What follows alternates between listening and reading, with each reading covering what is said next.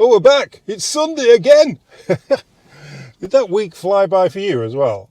That week last week went really fast. Anyway, we should talk about Trudeau's back. Yeah, let's see if we can find the clip. But yeah, he came back. He's back. The poison chalice has returned. And he's promoting Carney. Ooh, what a surprise that is. We don't have a clip. We'll just put anything on. But people don't want to hear about Justin Trudeau anymore. We'll make it short. The allegations in the Globe story this morning are false. Okay, well, I'm sorry, but you can't believe everything you read in the Globe and Mail. It's nice, though, that now Trudeau's come back and he's linked himself with Carney, that people can go, oh, you know, the sheeple, the ones who've forgotten everything that happened in the last 10 years, they go, oh, yeah, yeah, Trudeau was the King of Canada, and now it's Mark Carney. But Mark Carney was advising Trudeau. Remember, guys? He was advising Trudeau. So, yeah, any Liberals on here, if you vote for Carney, you vote for what Trudeau was doing. While we're at it, a vote for Carney is a vote for net zero and for mandating EV vehicles into your life. Now, I don't know about you, but I'm in a position where 40 to 60 grand to pay to buy a new car, it's a little bit out of my my pay bracket. I'm more the $3,000 used car from 10, 15 years ago evangelist. I could say evangelist because if you buy a second-hand car that's already done the miles, it's paid for itself with its use, you are probably greener than anyone buying brand new cars on a lease every 3 years.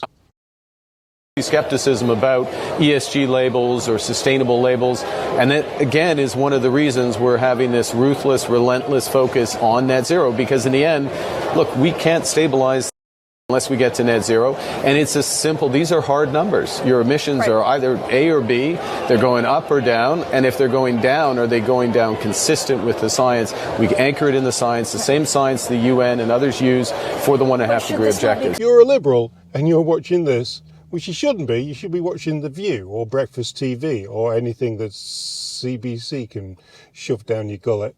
But yeah, if you're just wondering what's going on the other side of the fence, is the grass greener? Yes, it is. Very much greener. And yeah, if you want to be all in on EV mandates and having to be forced into a car that you don't really want, yeah, that's what your Liberal vote's going to do.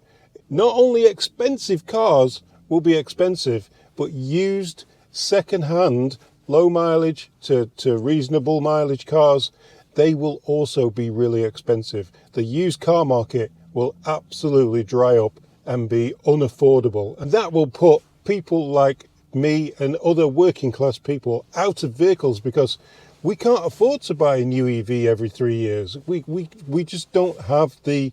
We're not all investment bankers with $1 million offshore accounts in Bermuda, are we? And with that, we'll get on with the comments. Comments. I'm having a stroke. Comments. Just before we jump into the comments, 7,000 subscribers. Well done, guys. Thanks a lot for that. I really appreciate. I really do appreciate that. Subscribering and likering and stuff. Thanks a lot. Don't film us, we are Liberals! Confrontation gets spicy when Conservatives visit a Liberal office.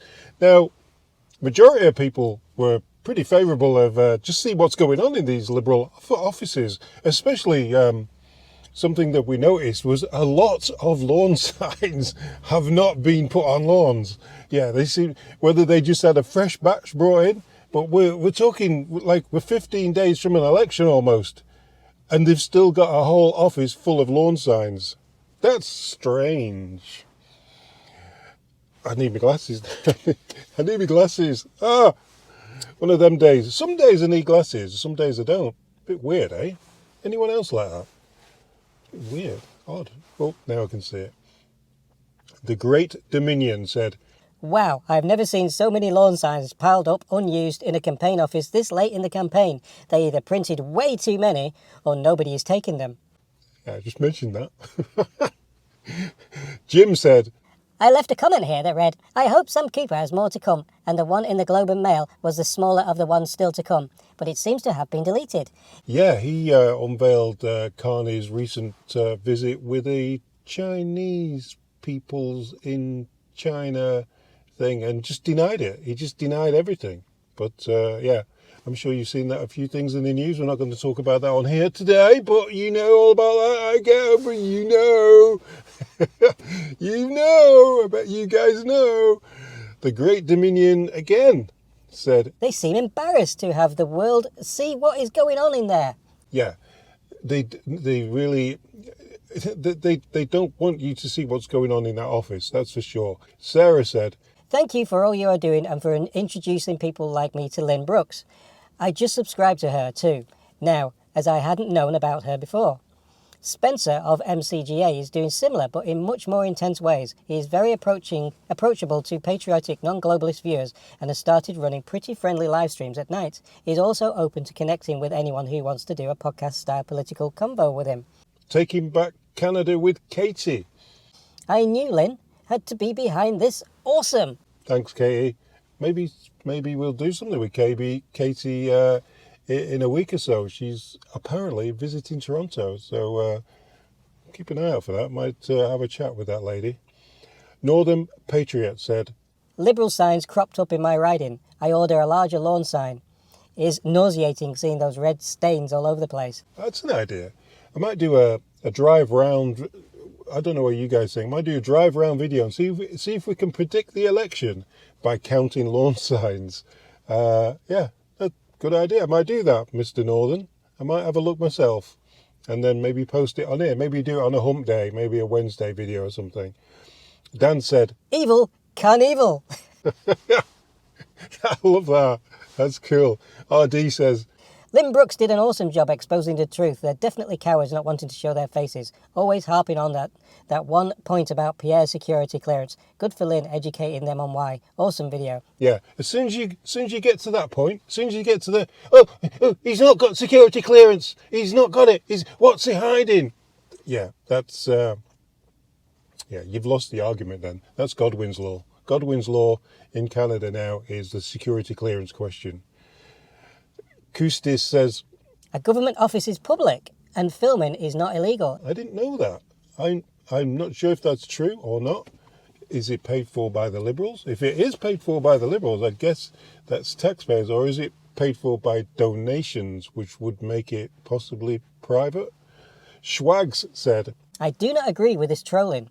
It is a slippery slope and we do not need to give the Liberals more fuel for their dumpster fire. I get the message, just not the method. okay, so this is the Schwags, by the way, is a very, very great person who comes on here. I've talked to him privately a few times. He's one of the original subscribers. I get his point, right? I get the point that it could be like trolling, but I watch people like DJ Audits in England, and when he does the same thing. He does audits on commercial buildings and commercial areas, and he goes up and he starts filming stuff outside, and people come up to him and go, oh, what are you doing? And yeah, he's looking for conflict for the video, but you know what? 9 times, probably once out of every 9 times, somebody comes up to him, a manager or like somebody who works high up in the company, and says, what are you doing? And he'll go, oh, I'm filming your company. I'm documenting the company so that people, oh, I'm going to put my drone up as well. I'm going to film over the top, you know. I'm going to show everything. And they say, yeah, that's great. Come inside. I'll show you inside. I'll show you what we make. And he's like, what? Come inside. I'll show you what we make. You can go along the production line. And yeah, a few times he's left with coffee, sandwiches, lunch, and items that they've made. And it's just made that company, like, they've just got 40, 50,000 people going, wow, that's a good company. What happens if the Liberals did that when Lynn walks in and they said, hey, sit down. will tell you everything that this new government is going to do, even though it's the same people, because, you know, he's brought he brought Mendocino and all the same people back in, like Gilbo and Freeland. Yeah, it's all the same people, but this is what we're going to do differently. This is it's totally different now. We've got different ideas, and these are all the ideas we're going to do. Rather than say, don't film me, I think you should leave now. What do you think? Too big to rig too. Unions and boomers support Poilievre at this huge CPC rally. Yeah, it's there was a good video. I thought it was a good video. I'm bigging myself up, I guess. I put all the little clips together of everything that I saw at the rally, meeting pleb and all that lot. And yeah, I thought it was better than people having to troll through the 2-hour video to find the highlights. And yeah, you guys enjoyed that video, and I'm glad you did. Thank you for watching. It was one of the highest videos of the week. It got more regular viewers chose to watch that video, helping increase its reach, YouTube said. Kyle said, every proud Canadian that knows how far we've fallen needs to vote. Poilievre 2025.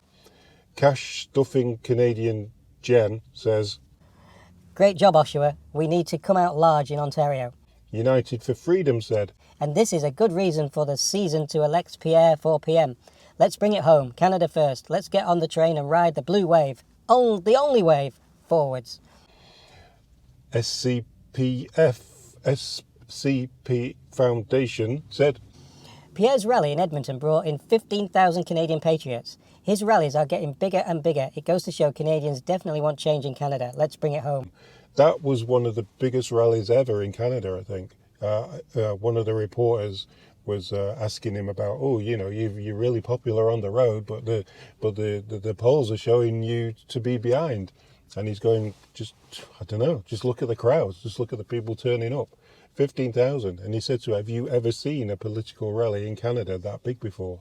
She's like, well, I don't know. I said, well, you're very intelligent. You are a reporter. You know things. Have you ever seen it? And she just couldn't answer that. John said, nice to see the pleb again. Great rally. Was glad to be there. Hey, glad you were there, John. I'm sure I bumped into you somewhere. Can't remember, though. Which one were you? Is that the pleb?